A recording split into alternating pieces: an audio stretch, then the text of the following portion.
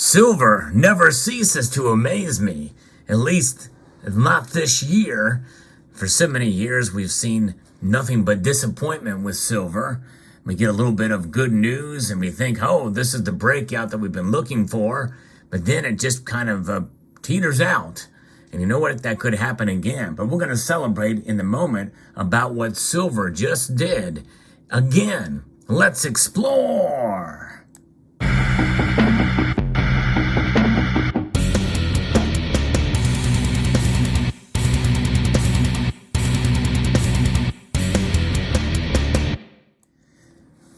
Yeah, that's the thing we need to do is we need to keep in mind that with all the good news that we've been seeing with silver as of late, it's only a matter of time before we get disappointed yet again. And I give you that cautionary tale here, that warning, that disclaimer that, we can celebrate, but, we've been disappointed before and we should prepare for it again. Cautious optimism is the angle I'm talking about here with this video about what silver did again that really kind of blows me away because we're starting to see a little bit more of a solidification of the $25 price for silver, the spot price. And I'm going to talk about that and we're going to also talk about gold in relation to this as well and the Christmas tree of lights that we're seeing in the markets. But before we do that, I hope you will consider pressing that thumbs up button down below and subscribing to the channel if you haven't done so already. And press that notification bell as well. Trying to grow the channel and videos like this, where I talk about the news and the markets, are certainly important because there's a lot of perspective that we have to keep with regards to where the markets go so that we're not losing or devoid of expectations, because our expectations for silver should be long-term, not day-to-day. Even though I may talk about the markets day-to-day from time to time, we must keep that perspective. So what's happening in the markets? Why is it a Christmas tree of lights that's going on? Well, gold and silver are both moving in opposite directions. And I've talked about that in the past, how they move in opposite directions and how and why that's important to note here. Because usually when this happens, which is unusual, it means there's something crazy, something unusual going on with silver. We may have some indication as to why it's moving in the opposite direction with gold. So where are the metals are right now? Gold is down $10.30, down just over a half of a percentage point to $1,995.80 in the ask price. It has now broken down below that psychological $2,000 point. Push down. We saw it drop even more than that earlier, but it is down.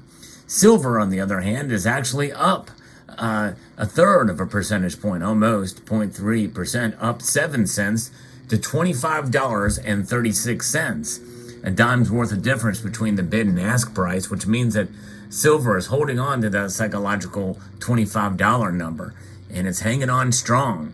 Why is this important? Because the dollar index is up, and that has and as is normally the case, the dollar index is affecting gold's price. With the dollar index up a quarter of a point to 101.97, almost to 102. Silver should be down, but no, that is not the case. In fact, the gold to silver ratio has now broken 79. It is at 78.97 right now. And so this is a good reason to celebrate. What is behind this? Well, again, we should pay attention to the dollar index. The dollar index is the apex of the markets, of when the markets move. That dollar is strong, and it's strong right now because its strength is what bears down and has an effect on the prices of gold and silver. The mood of the markets, the psychology of the markets is based off of the strength of this devaluing currency. That's right. It is devaluing at a rate of 5% year over year, down from 6%, but still that's inflation that is still creeping up on us at a rate higher now because of where it was last year at this time. Last year at this time is when we started to see inflation get to its peak. 8.3% is where it was last year at this time. That means 5% on top of that is bad news, folks. That is out of control inflation. Honestly, even 2% would be bad, but that's where the Federal Reserve wants to get us back to. That's controlled inflation. And so that's where the dollar is. But nonetheless, this metal, silver, is reacting and in a sense poking its middle finger at the dollar index, which is the apex of the mood of the market. And silver and the US dollar have a negative correlation most of the time. But it's not always the case, as silver also has an industrial component to its pricing. And that industrial component could be why silver is moving up today and why it has in the past. In fact, the Silver Institute reported almost record demand for silver in 2022. And we are starting to see that play out, I think, in some degree, with it moving in the opposite direction of the dollar index. If there's a lack of industrial demand, it will weigh upon the price of silver. Silver's had a much needed pullback after a huge run higher, sort of a correction that we saw. But, and we should keep an eye to see if it falls below that $25 level. And that's been a magnet for price over the last several months. But there's a chance that we may see it break above the high that we saw a few days ago. In fact, it did break $26 an ounce for a brief period of time. And then we could see the possibility of the market reaching $27 and beyond. I have made a call. My prediction for silver was indeed $28 an ounce before the end of the year. Will we get there? It's going to be a tough road ahead, I think. There is some resistance, I believe, in the silver market for sure. Some people blame that on natural market forces, which is really more where I lie in my viewpoint of silver. It's price movement, but others feel there is price suppression. And I am definitely more open-minded to the idea and the thought of price suppression, especially with you see high-frequency trades done in a very short amount of time. We're dumping, all these contracts, so who knows? But either way, we have to bite the bullet when it comes to silver's price. And that's something that we've had to do for quite a number of years. For those of us who are silver stackers and we hold on to our metal, we've been through it before. We've been through hard times, and silver price does not break out to the point where we think it should. But nonetheless, we will just hold on to our metals and wait for a better day. But a better day for silver would be the most optimal day, would be increased industrial use, driving up demand, driving up the price. That's a good day. A bad day for silver and the rest of us would be if the price goes up and because of economic situation and in a deep recession and it follows gold in that regard. Is likely that means that we're in trouble in other ways in terms of our economy. We don't want that really. However, it is an insurance policy. Silver going up in that way is a way to protect us. But that's just the viewpoint that you can have as a protection. So there's really no loss there other than just feeling the heat in terms of higher silver prices, which means it may be harder to stack the metal, and the toughness that a deep recession may have for us in such circumstances. But nonetheless, I predict we'll have more days like this. Something that silver doesn't do very often, but it seems to be doing it more often as of late. A rare instance, but it's happened again. Silver price is up, and at that resistance and of the support, I think now strong support, I believe for $25 is well above it right now, and gold is below it. And so we'll see how industrial demand plays out. It'll be very interesting to see some of the quarterly reports of industrial demand for silver. Keep in mind, silver in some sense is recession proof.